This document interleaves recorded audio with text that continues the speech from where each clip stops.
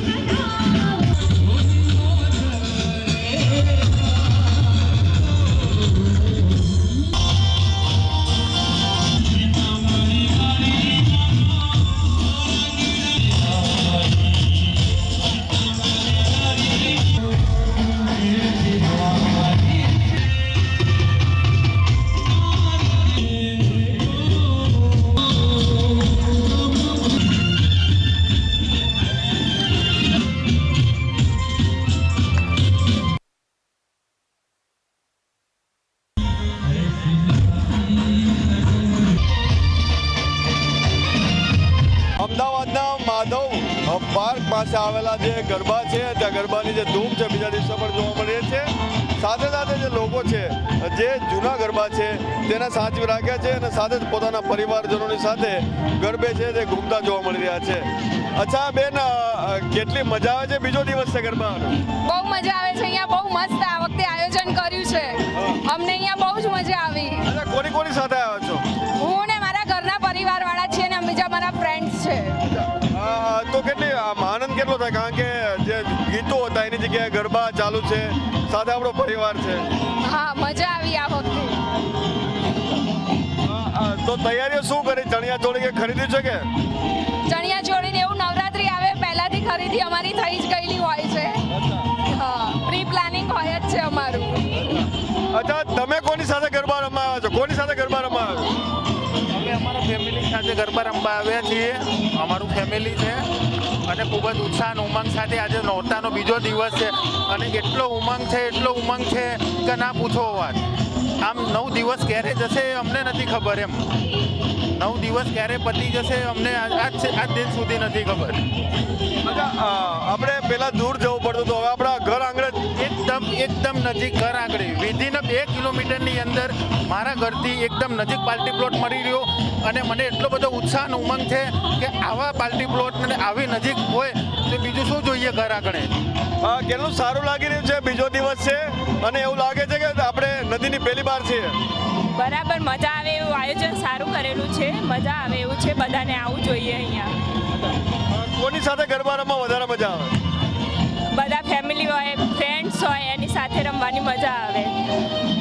તમામ જે લોકો છે પોતાના પરિવારની સાથે જે ગરબે રમતા જોવા મળે છે, સાથે સાથે ઘણા બધા યુવાઓ છે તે પણ જે ગરબે જે ઘૂમતા જે જોવા મળી રહ્યા છે અને આ તમામ જે યુવાઓ છે તેઓ પોતાની ગરબાની જે મજા છે તે પણ માણી રહ્યા છે। કેટલું સારું લાગે છે ચણિયા ચોળીમાં ગરબા રમવા? બહુ સારું લાગે છે। અચ્છા, આ કઈ ચણિયા ચોળી તમે પહેરી છે? મને બી નહીં ખબર. આમાં ગરબાની તો મજા આવતી છે ને? હા કે નહીં, મારા ભાઈ અને એના ફ્રેન્ડ્સની સાથે. તો પરિવારને એક ચિંતા નહીં રહેતી હોય, બધા ફ્રેન્ડ્સ અને ફેમિલી છે તો? ના ના, મને તો કોઈ ચિંતા જ નથી, મારા ભાઈ સાથે આવી છું એટલે. પોતાના મિત્રોની સાથે જે લોકો છે તે ગરબે રમતા જોવા મળે છે. સાથે ઘણા બધા બીજા પણ લોકો છે તે પણ આ રીતે જે ગરબે રમતા જે જોવા મળી રહ્યા છે. અને ખાસ કરીને માધવ પાર્ટી પ્લોટની અંદર એકદમ દૂર જે લોકો જે ગરબે રમવા જતા હતા, પરંતુ હવે એકદમ જે નજદીક જે છે તે આવતા હતાની સાથે જ પોતાના પરિવારની સાથે જે લોકો છે તે ગરબે રમતા જોવા મળી રહ્યા છે. અચ્છા, કેટલું સારું લાગે છે ગરબે રમવાનું? બસ એ બહુ મજા આવી રહી છે લોકોનો ઉત્સાહ જોઈને, અને સાથે મિત્રોનો સાથ હોય તો બહુ વધારે મજા આવે. અચ્છા, આપણે એકદમ નજદીક, આપણા ઘરની નજદીક છે.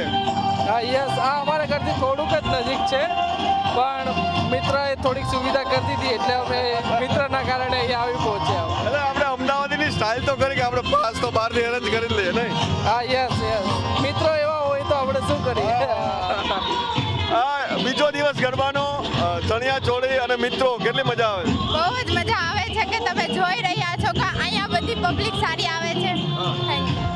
કેટલું સારું લાગે બેન ગરબા રમવા? ખૂબ જ સારું લાગે છે. તમે કેટલા સમયથી ગરબા રમો છો? આજે હું ઘણા સમયથી ગરબા રમી જ રહી છું. પરિવારની સાથે ગરબે રમવા અને મિત્રોની સાથે ગરબા રમવાની મજા અલગ છે.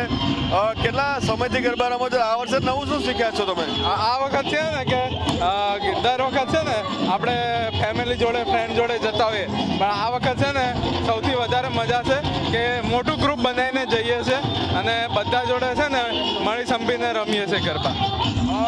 મેદાનની અંદર આપણે બતાવવા માંગીશું કે અત્યારે મોટી સંખ્યામાં જે લોકો છે તે અત્યારે જોવા મળી રહ્યા છે, અને સાથે જ પોતાના પરિવાર મિત્રો અને સાથે સાથે જ એક અલગ પ્રકારનો ટ્રેન્ડ છે તે ગરબાનો જે જોવા મળી રહ્યો છે.